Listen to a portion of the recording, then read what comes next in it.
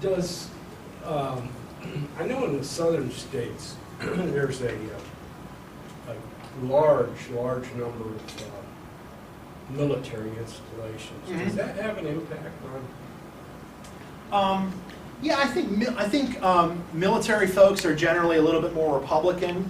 So like in Virginia, Virginia Beach, obviously there's a huge naval presence, and that can change a place a little bit.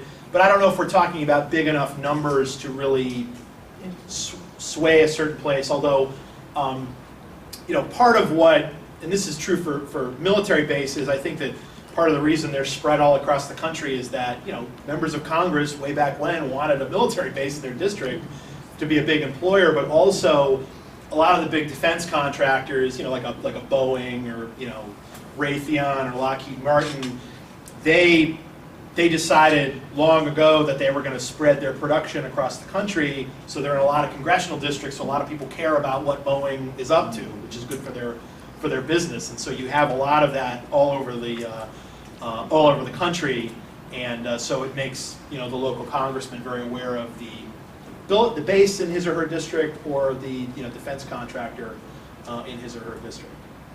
Yeah, I know down in the southern states there's a lot, of course, going back to the 40s, 50s. Mm-hmm. Yeah. When we were heavily industrialized in Ohio now.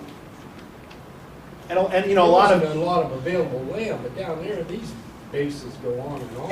And I think also there was a concerted effort in the 1930s that the South needed to be developed, and that I think the federal government sort of made this idea that the South was poorer than the North. We need to put some of this stuff in the South to help the North. And then what ended up happening is that a lot of the southern states are right to work, and so it's the less friendly to unions than a state like Ohio.